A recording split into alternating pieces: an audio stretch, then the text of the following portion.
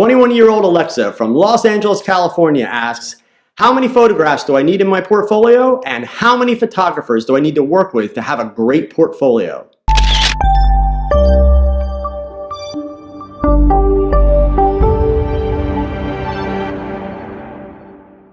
Hi, I'm Joe Edelman, and you're watching Model Mondays, where each week I will do my best to answer a question from the hundreds of emails I receive from people like you that want to know more about the business of modeling. This week, Alexa from California asks, how many photos do I need in my portfolio, and how many photographers do I need to work with to have a great portfolio? Well, Alexa, as far as the photographers go, the correct answer can be 1, 2, 3, 4, 5. The point is, there is no set number. Frequently, new models are told that they need to work with multiple photographers so that they get different looks in their portfolios, and so that they gain the experience of dealing with different photographers' personalities. Not every photographer works the same way. That has been the traditional thinking for a long time in the modeling world, and I'm here to tell you, it's not bad thinking, provided that you work with the right photographers. In other words, photographers who know and understand what a model needs in his or her portfolio, and who are able to teach you something about being in front of the camera along the way. If you're talking to photographers who just give you a shoot time, tell you to bring a bunch of outfits, and then they pick something when you get there, shove you in front of the camera, and tell you to do something, you're working with photographers who have no clue how to produce a great portfolio, and who have no idea what they're doing, let alone the ability or desire to teach you how to be a better model. In other words, they only care about themselves and your money, not you and your career. Your modeling portfolio is not about you. In the advertising world, nobody really cares about the model. When you see a model in an ad or a catalog, you don't see their name. So it's not the model's taste in clothing or her taste in makeup or hairstyle. It's the advertiser's taste. They're the ones paying the bill. Think about it. We can make a nice close-up headshot and a nice full-length body shot and show that a model is photogenic and in good shape. We don't need a ton of photos to do that. So a model's portfolio must tell a story. But since it's not about the model, it needs to be about who and what the model can be as it relates to the needs of the advertisers in his or her market.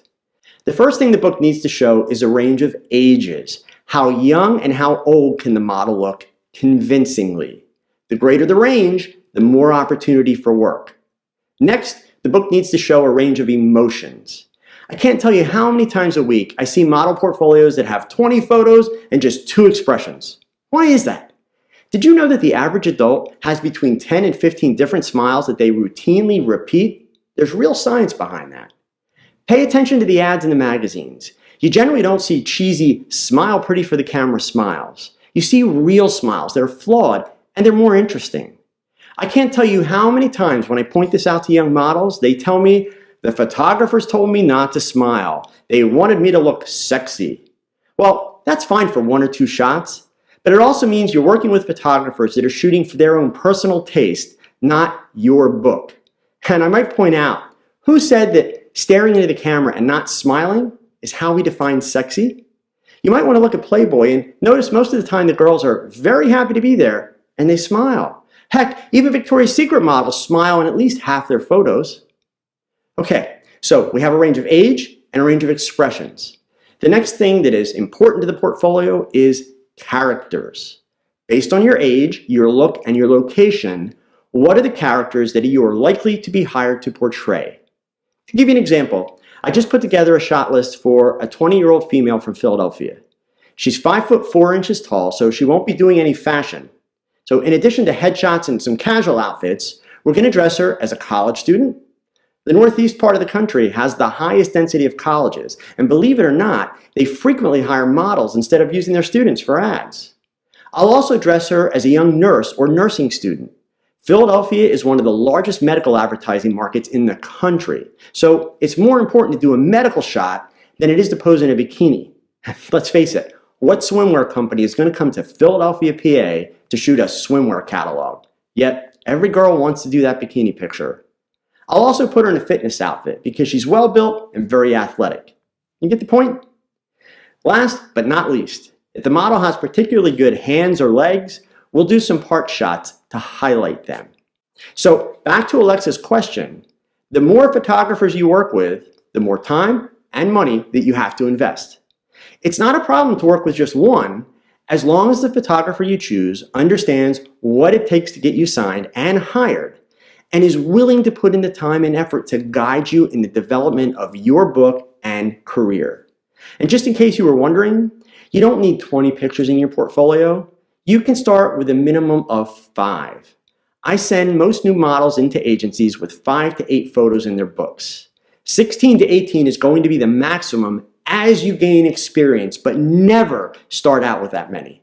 All you're doing is setting yourself up as a potential sucker for the agencies that are willing to take your money. They will see that many photos and think that you have a lot of money to spend. And face it, if you can't convince them with 16 to 18 photos, there's a good chance you've either missed the mark completely with your pictures or possibly should consider a different career. Bottom line, it's never about how many photos. It's about the story they tell and how convincingly they show your ability to act and portray characters with many emotions. That's all for this week. If you find these videos helpful, please give them a thumbs up and take a second to subscribe to my channel so that you don't miss a single episode. And if you have a question about modeling that you want answered, post it in the comments section below. Your question could become my next video. Until next week, if you have a passion for modeling, be sure to visit my website for loads of articles about modeling, as well as the most complete modeling agency directory online.